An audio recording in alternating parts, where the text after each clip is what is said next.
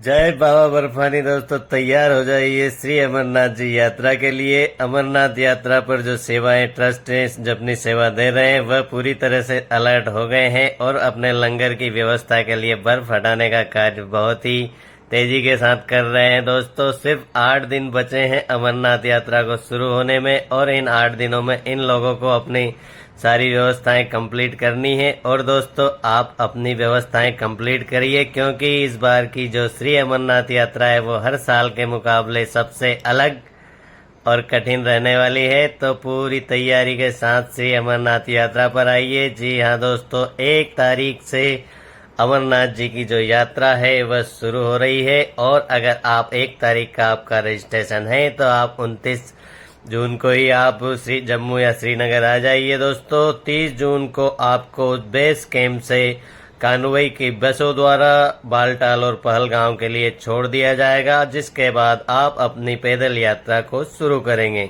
दोस्तों जैसा कि यह आप जानते हैं कि पिछले साल भी श्री अमरनाथ जी की पवित्र गुफा में बिजली की व्यवस्था थी, पर उसे फिर से अपडेट किया जा रहा है। 11 केवी की लाइन वहां तक ले जाई जा रही है मजदूरों द्वारा। दोस्तों जोर शोर से काम चल रहा है सारी व्यवस्थाओं को अच्छी तरह से बनाने के लिए।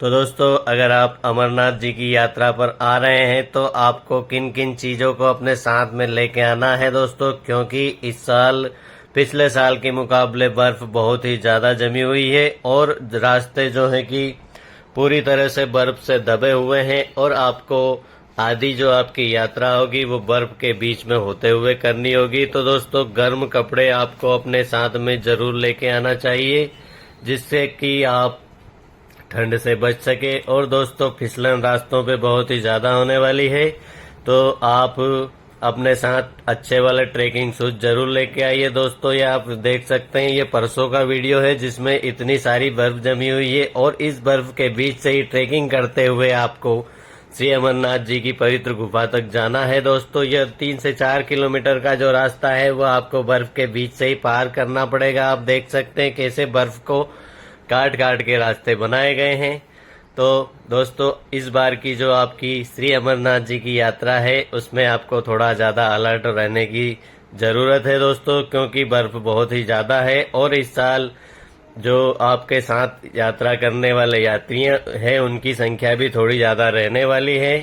तो आप अगर आपने अपने हेल्थ के लिए दोस्तों पूरी तरह से सावधान रहिए। आपके स्वास्थ्य को बिल्कुल भी मत बिगड़ने दीजिए दोस्तों, क्योंकि यहाँ आने के बाद में भी आपका फिर से हेल्थ चेकअप होगा और अगर आप अस्वस्थ पाए गए तो आपको यात्रा नहीं करने दी जाएगी। तो सबसे पहले आप अपने स्वास्थ्य का ध्यान रखिए अगर आपको श्री अमरनाथ जी की यात्रा करनी है। तो दूसरी बात मैं आपको यह बताना चाहता हूँ, अगर आपने अभी तक अपना रजिस्ट्रेशन नहीं करवाया है तो जम्मू और श्रीनगर में 5 जगहों पर अभी रजिस्ट्रेशन काउंटर लगाए जाएंगे जहां पर आने के बाद आप अपना तत्काल में रजिस्ट्रेशन करवा सकते हैं।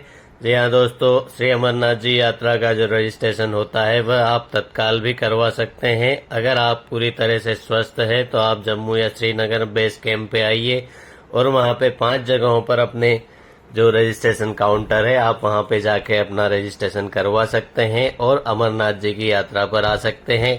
दोस्तों बात करें अगर यात्रा के दौरान आपको क्या क्या सावधानी रखनी है, तो दोस्तों सबसे पहले आप ध्यान रखिए कि अगर आपका स्वास्थ्य पूरी तरह से ठीक है तो भी आप धीरे चलिए और शॉर्टकट का इस्तेमाल बिल्कुल भी मत कीजिए दोस्तों, क्योंकि आप जितनी जल्दी थकेंगे उतनी जल्दी आपका सांस फूलने वाला है। और आप बिल्कुल ही आराम आराम से यात्रा करिए क्योंकि यह बहुत ही कठिन यात्राओं में से एक है। तो पूरी तरह से सावधान रहिए। उसके बावजूद भी दोस्तों आप धीरे धीरे यात्रा करिए, शॉर्टकट का इस्तेमाल मत करिए, बिल्कुल भी मत करिए, क्योंकि अगर आपकी सांस फूलने लगी तो यहाँ पे ऑक्सीजन की भी बहुत ही भारी कमी होती है दोस्तों। उसके बाद में दोस्तों आप ढलान की ओर ना चलें, आप चट्टान की ओर चलें, जिससे कि जो पिट्ठू वाले हैं उनका आपको धक्का लग सकता है। तो आप पूरी तरह से पहाड़ी की तरफ चलिए जिससे कि आपको पिट्ठू घोड़े खच्चर से आपको कोई नुकसान ना हो। दोस्तों कई बार ऐसा हो जाता है कि पिट्ठू के धक्के लगने से यात्री नीचे की ओर गिर जाते हैं, जिससे बहुत ही बड़ा हादसा हो सकता है। तो आप यह गलती बिल्कुल भी मत करिए।